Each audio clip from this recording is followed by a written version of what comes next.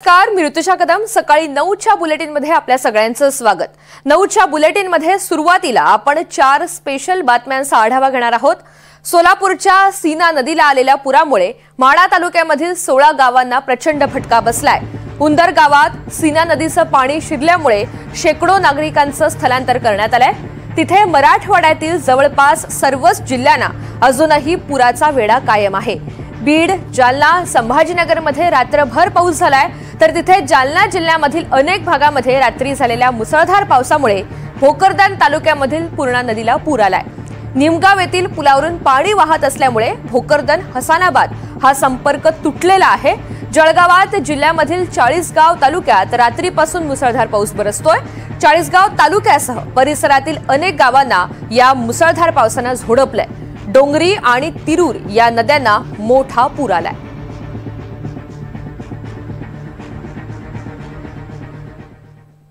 या 4 महत्त्वाच्या बातम्या विस्ताराने पाहूयात. पंढरपूर, जळगाव, बीड, हिंगोली नाव घेऊ तिथे पूर अशी आज महाराष्ट्राची स्थिती आहे. या पुरामुळे शेतकऱ्यांच्या हातातोंडाशी आलेला घास मातीमोल झालाय. अनेकांचे संसार उघड्यावर आलेत. गुरांना चारा मिळत नाहीये आणि वृद्ध व्यक्तींचे हाल पाहून तर कुणाचेही डोळे पाणावतील अशीच एक घटना घडली आहे पंढरपूरच्या माढा तालुक्यामध्ये. पुरामुळे माढा तालुक्यामधील 16 गावांना प्रचंड फटका बसलाय. उंदर गावात सीना नदीचं पाणी शिरल्यामुळे शेकडो नागरिकांचं स्थलांतर करण्यात आलंय. घरात अचानक पाणी शिरल्यामुळे एका वृद्ध दाम्पत्याचे कपडे, अंथरूण, पांघरूण हे सुद्धा वाहून गेलेलं आहे.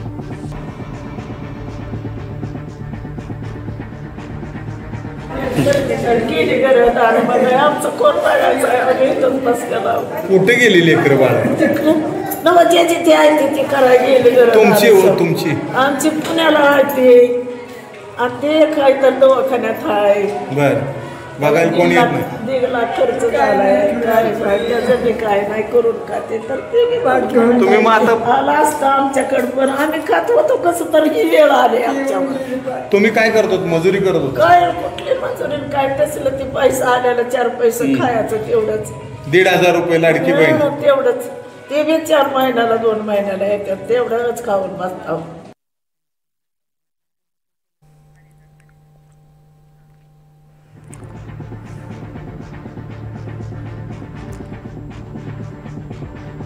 हे झालं एक उदाहरण. मात्र संपूर्ण मराठवाड्यात अशा अनेक वृद्धांच्या कहाण्या समोर येतील ज्यांच्या आयुष्याची जमापुंजी या पुरानं हिसकावून घेतलीय. शेतकऱ्यांना सरकार मदत करेल, मात्र ज्यांचं कोणतंही उत्पन्न नाही, शेतीवाडी नाही, अशांना मदत कोण पुरवणार? म्हणूनच महाराष्ट्रामधील सर्व देवस्थानांनी मदतीचा हात पुढे करण्याची हीच ती वेळ आहे. तुळजापूर देवस्थाननं मदत केली आहे, त्यांचं स्वागतच आहे. मात्र ज्या मंदिरांना दरवर्षी कोट्यवधींची देणगी दिली जाते, त्या मंदिरांनी आता त्यांची दानपेटी अशा पूरग्रस्तांसाठी रीती करण्याची वेळ आली आहे. तर एकंदरीतच पंढरपूर, जळगाव, बीड, हिंगोली अनेक ठिकाणी अतोनात नुकसान झालेलं आहे. महाराष्ट्राची स्थिती सगळ्यांच्या समोर आहे. कर्जमाफीची मागणी केली जाते, मात्र आता देवस्थानांनी पुढे येऊन या सर्वांना मदत द्यावी असं एक आवाहन सुद्धा केलं जात आहे. तर या सगळ्या संदर्भात आमदार अभिजित पाटील यांनी काय म्हटलंय पाहूयात. यात आज आपल्या माध्यमातून मी आव्हान करतो की आज शिर्डी संस्थान असेल, आज त्या ठिकाणी साईबाबा शिर्डी बरोबर सिद्धिविनायक गणपती असेल, लालबागचा राजा असेल, त्या ठिकाणी दगडूशेठ हलवाई गणपती असेल, आज ज्या ट्रस्ट आहेत ह्या ट्रस्टना देखील मी आव्हान करतो, आपण देखील त्या ठिकाणी ही माणुसकी जपून ह्या फ्लड क्षेत्रात पूरबाधित आणि अतिवृष्टीच्या लोकांना मदतीसाठी आपल्या दानपेटीतलं दान हे लोकांसाठी द्यावं. या सगळ्या संदर्भात बातचीत करूयात. संकेत कुलकर्णी आपल्या सोबत आहेत. संकेत, आपण पाहतो एकीकडे नेते मंडळी सुद्धा आता हेच आवाहन करत आहेत की देवस्थानांनी पुढे आलं पाहिजे आणि या सगळ्यांना मदतीचा हात दिला पाहिजे. एकीकडे तुळजापूर देवस्थानानं मदत केली आहे, त्यांचं स्वागत आहे, मात्र इतर मंदिरांनी सुद्धा आता पुढाकार घ्यावा हीच अपेक्षा आहे. खरं तर ऋतुजा, माढामधील हे जे वृद्ध दाम्पत्य आहे, त्या वृद्ध दाम्पत्यासारखी परिस्थिती अनेक ठिकाणी. अनेकांचे संसार गेलेत, सगळं काही उघड्यावर पडलंय. आता जगायचं कसं? या वृद्ध दाम्पत्याला तर आधार सुद्धा नाहीये. त्यामुळे आता कुठेतरी नागरिकांना आधाराची गरज आहे. माढ्यामधील अनेक अशी स्थिती आहेत, अनेक गाव आहेत, अनेक कुटुंब आहेत की ज्यांनी कायमस्वरूपी गाव सोडले. आणि या सगळ्या परिस्थितीमध्ये आधार देण्यासाठी आता देवस्थानांनी पुढे येण्याची मागणी खरं तर आमदार अभिजित पाटील यांनी केली आहे. तुळजापूर देवस्थानने 1 कोटी रुपयांचा निधी येतो मुख्यमंत्री सहाय्यता निधी कक्षाला दिला. मात्र या सगळ्यामध्ये एक महत्वाची बाब आहे, शिर्डी सारखं महाराष्ट्रातलं जे देवस्थान आहे की ज्याचा वार्षिक उत्पन्न जवळपास 700 ते 800 कोटीच्या घरात आहे. सिद्धिविनायक ट्रस्ट असेल किंवा कोल्हापूरचं पश्चिम महाराष्ट्र देवस्थान असेल, त्यांचंही वार्षिक उत्पन्न 125 कोटीच्या पुढे आहे. पंढरपूर असेल, तुळजापूर असेल, त्यांची वार्षिक उत्पन्न 50 कोटीच्या घरात आहे. त्यामुळे ही सगळी कोटीच्या कोटी उड्डाणे असणारी देवस्थानांनी आपल्या दानातील दान जे ते खरं तर या नागरिकांना देण्याची मागणी होती. त्यांचे संसार उभे करावेत. लालबाग राजा असेल, दगडूशेठ असेल, अक्कलकोटचे स्वामी समर्थ असेल, अशी अनेक मंदिर आहेत, अनेक देवस्थान आहेत की जिथं भरघोस दान होतं, कोट्यानं कोटीचे दान होते, किलो सोनं येतं. मात्र हेच जे आहेत त्यांना सोनं नकोय, चांदी नकोय, मात्र आपल्या दानातील काही दान या लोकांचे संसार उभा करायला, पशुधनाला चारा देण्यासाठी करण्याची गरज आहे. अनेक देवस्थानांच्या गोशाळा आहेत, मोठ्या प्रमाणावर चाऱ्याचे देखील देणे येतात. मात्र यातील काही जर चारा याच फ्लड क्षेत्रातील, याच पूरस्थिती क्षेत्रातील असेल, त्यामध्ये सोलापूर जिल्ह्यातला माढा असेल, परांडा असेल, धाराशिव, बीड, अहिल्यानगर या सर्व क्षेत्रात जर हा निधी गेला, तिथल्या पशुधनाची गरज सुटेल, नागरिकांना आधार मिळेल. मात्र या सगळ्यांमध्ये आता देवस्थानांनी पुढे येण्याची गरज आहे. थोडंसं इतिहासात जर पाहिलं तर ज्यावेळी दुष्काळ पडला होता त्यावेळेस अशाच देवस्थानांनी मुख्यमंत्री सहाय्यता निधीला कोटीच्या कोटी रुपयांच्या देणग्या त्या खरं तर मुख्यमंत्री सहाय्यता निधीला मदत म्हणून दिल्या होत्या. आताही खरं तर यांनी पुढे येण्याची गरज आहे. मात्र या देवस्थान समितींचा जो कारभार आहे तो त्यांच्या संचालक मंडळीच्या, विश्वस्त मंडळींच्या बैठकीनंतर ठरतो. मात्र याबाबत तात्काळ यांनी बैठका घेऊन आपले निधी देण्याची गरज आता बोलली जाते. ऋतुजा, निश्चित संकेत, आपण सुद्धा हेच आवाहन करतोय. आता सर्वांनीच पुढाकार घेतला पाहिजे, खास करून मंदिर व्यवस्थापनाने सुद्धा या संदर्भातला आता विचार करून पुढाकार घेतला पाहिजे, हीच अपेक्षा आहे. धन्यवाद सविस्तर माहितीसाठी.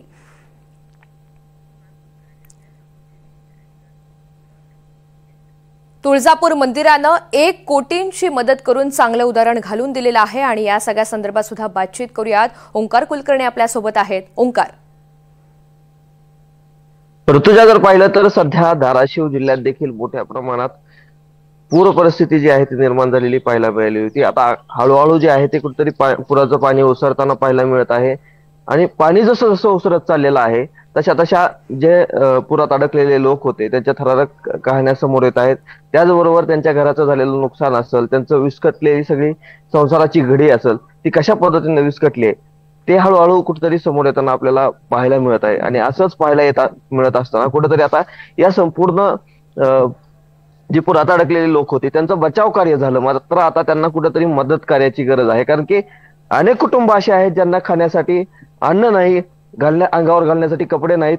अक्षरशः उघड्यावर आलेले संसार जे आहेत ते सध्या धाराशिव असेल, त्याचबरोबर जी पूर परिस्थिती निर्माण झालेली होती त्या जिल्ह्यांमध्ये पाहायला मिळत आहे. आणि याच अनुषंगानं जर बघितलं तर महाराष्ट्राची कुलस्वामिनी असलेल्या आई तुळजाभवानी देवीच्या मंदिर संस्थांकडून पूरग्रस्तांच्या मदतीसाठी 1 कोटी रुपयांचा निधी जो आहे तो मुख्यमंत्री सहाय्यता कक्षाकडे देण्यात आलेला आहे.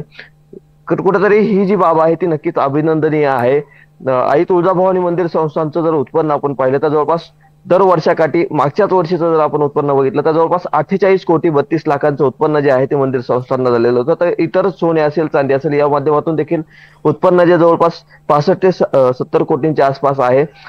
मात्र यातून आता मंदिर संस्थांना कुठेतरी वाट काढत आता एक अभिनव असं स्वतःहून एक निर्णय घेतलेला आहे. 1 कोटींची मदत त्यांनी या सर्व पूरग्रस्तांच्या मदतीला देऊ केलेली आहे. अशाच पद्धतीनं राज्यातील इतर मंदिर संस्थांनी देखील कुठेतरी पुढाकार घेण्याची गरज जी आहे ती सध्या पूरग्रस्त भागातील नागरिक कुठेतरी व्यक्त करताना पाहायला मिळत आहेत. आपण ज्या पद्धतीनं सुरुवातीपासून या पुराचं कव्हरेज करतोय तसं अजूनही आपण या पुराचं कव्हरेज करतोय आणि आता नागरिकांकडून तेथील जे काही या पुरामध्ये बाधित झालेले लोक आहेत त्यांच्याकडून देखील आता मागणी करण्यात येते की बाबा आमच्या पोटा पाण्यापुरता एक आम्हाला 2 वेळचा पोटचं अन्न तरी मिळावं, यासाठी आता मदत कुठतरी करण्याची गरज आहे. मागील काही दिवसांमध्ये जर बघितलं तर सांगलीचा कोल्हापूरचा जो पूर आहे तो पूर आल्यानंतर मराठवाड्यातून खास करून मोठ्या प्रमाणात मदत जी आहे ती या भागांमध्ये अनेक भागांमध्ये पाठवण्यात आलेली होती। त्याच पद्धतीनं आता आम्ही संकटात आहोत। मराठवाड्यातील अनेक जिल्हे जे आहेत ते संकटात आहेत, नागरिक संकटात आहेत। यावेळी अशाही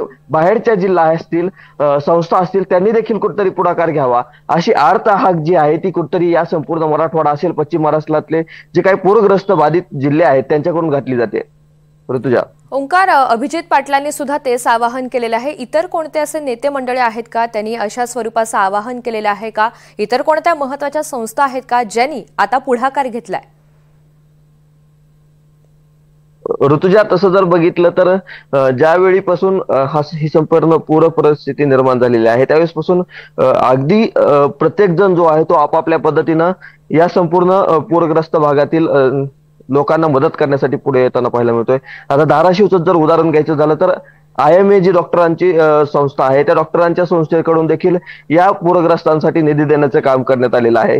त्याचबरोबर जर बघितलं तर अनेक असे आता शिवसेना एकनाथ शिंदेचा जो पक्ष आहे त्यांच्याकडून देखील या संपूर्ण पूरग्रस्त भागामध्ये किट वाटप करण्यात येत आहेत।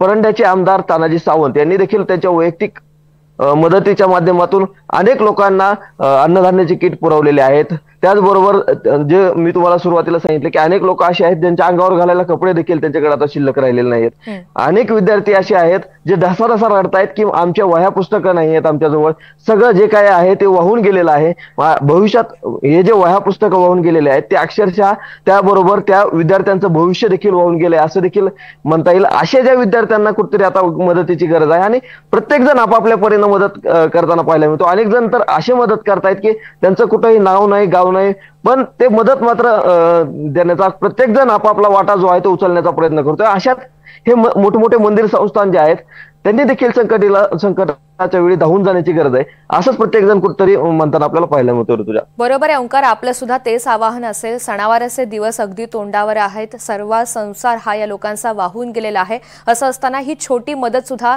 त्यांच्या आयुष्यामध्ये आशेचा किरण बनून येईल। धन्यवाद सविस्तर माहितीसाठी।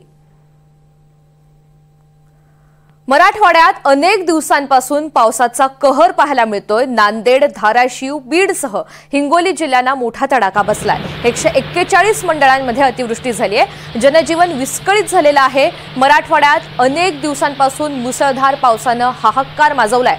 नांदेड, धाराशिव, बीड, हिंगोलीसह अनेक जिल्ह्यांना याचा तडाखा बसलेला आहे। विभागामधील 141 महसूल मंडळांमध्ये अतिवृष्टी झालेली आहे। नदी नाल्यांना पूर आल्यामुळे जनजीवन विस्कळीत झालंय। लातूर, धाराशिव जिल्ह्यामधील अनेक पुलांवरून पाणी वाहत असल्यानं रस्त्यावरील वाहतूक सुद्धा ठप्प झाली आहे। मोहसिन शेख आपल्या सोबत आहेत, अधिकची माहिती जाणून घेऊयात। मोहसिन, 141 मंडळांमध्ये अतिवृष्टीची नोंद झालेली आहे। कोणकोणत्या जिल्ह्यांना फटका बसलाय, आकडेवारी काय सांगतेय?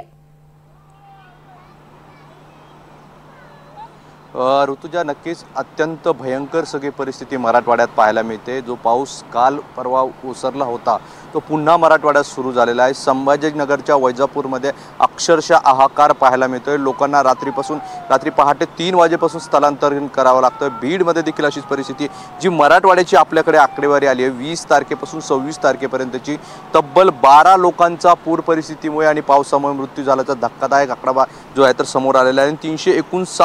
359 जनावरं ही जी आहे तर मयत झालेली आहे आणि 1416 घरांची पडझड झालेली आहे।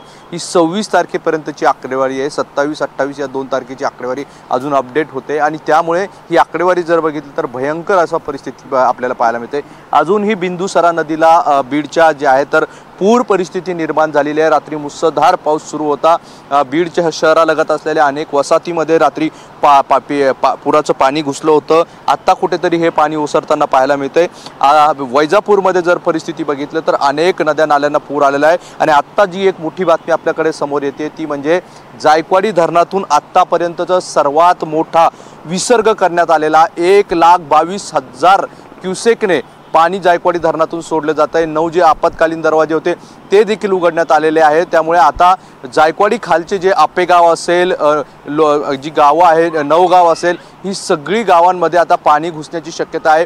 पैठण जे शहर आहे त्या पैठण शहरालगतच्या गावांमध्ये, घरांमध्ये देखील पाणी घुसण्याची शक्यता आहे। प्रशासनाने रात्रीपासून लाऊडस्पीकरद्वारे नगर परिषद असेल, जायकवाडी प्रशासन असेल, या सगळ्यांकडून लोकांना सतर्कतेचा इशारा देण्यात आला आहे, अलर्ट राहण्याचा इशारा देण्यात आला आहे। नदीकाठचे लोक रात्रीपासून जागून आहे आणि भयंकर सगळी परिस्थिती आता मराठवाड्यात निर्माण व्हायला सुरुवात झालेली आहे। संभाजीनगरला काल येलो अलर्ट, ऑरेंज अलर्ट देण्यात आला होता, आज देखील ऑरेंज अलर्ट देण्यात आला आहे। त्यामुळे भयंकर अशी परिस्थिती आपल्याला सगळी या मराठवाड्यात पाहायला मिळते। अजूनही ढगाळ वातावरण आहे आणि आज देखील जोरदार पावसाची शक्यता वर्तवण्यात आली आहे। त्यामुळे आता नुकसानीपेक्षा लोकांनी आपलं जीव वाचवण्यावर प्राधान्य दिलं पाहिजे असं सतत आव्हान प्रशासन करतंय आणि प्रशासन देखील रस्त्यावर उतरून, नदी नाल्यांमध्ये उतरून ह्या सगळ्या परिस्थितीचा आढावा घेताना आपल्याला पाहायला मिळतं। त्यामुळे मराठवाड्यातील आज आणि उद्या हे 2 दिवस अत्यंत चिंतेचे असणार आहे, काळजी घेण्याचे असणार आहे। त्यामुळे लोकांना आपण देखील आव्हान करूया की आता नुकसानीपेक्षा जीव वाचवण्याला प्राधान्य द्याव्या। जिथे जिथे पूर परिस्थिती असेल तिथून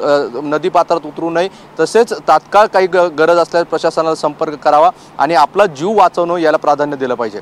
बरोबर आहे मोहसिन, 2 दिवसापूर्वीचा पूर ओसरत नाही तोवर आता पुन्हा एकदा मुसळधार पावसाचा इशारा आहे। मोठ्या प्रमाणात पावसाला सुरुवात सुद्धा झालेली आहे आणि अशा स्थितीमध्ये सध्या सर्वांनी काळजी घेणं अत्यंत गरजेचं आहे। धन्यवाद सविस्तर माहितीसाठी।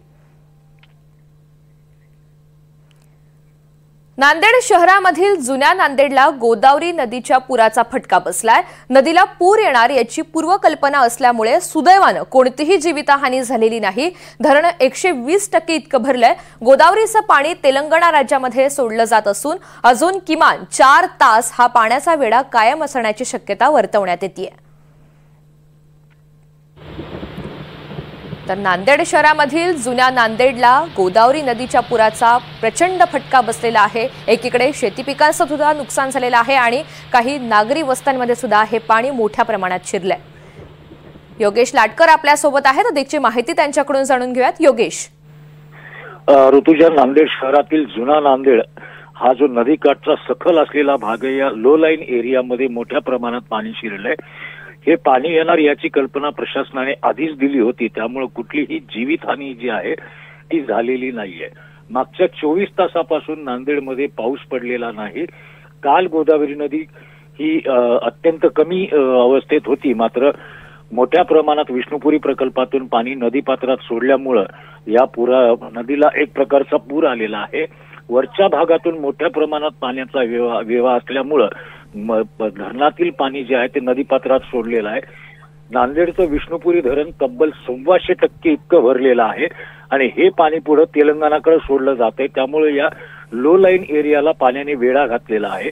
प्रशासनाने खबरदारी म्हणून पूर्वीच लोकांना त्या ठिकाणाहून सुरक्षित स्थळी हलवलेलं होतं, म्हणून नशिबाने कुठलीही जीवितहानी झालेली नाहीये। अजून 4 तास तरी गोदावरी नदी दुथडी भरून वाहत राहील अशा पद्धतीचा इशारा जो आहे तो देण्यात आलेला आहे। जर पुन्हा एकदा नांदेड शहरात पावसाने हजेरी लावली तर मात्र परिस्थिती अत्यंत अवघड होऊ शकते, परंतु पाऊस अजून तरी पडेल अशी चिन्ह दिसत नाहीये। पण जुन्या नांदेड भागात जनजीवन जे आहे ते पूर्णपणे विस्कळीत झालेलं आहे। अगदी धन्यवाद सविस्तर माहितीसाठी।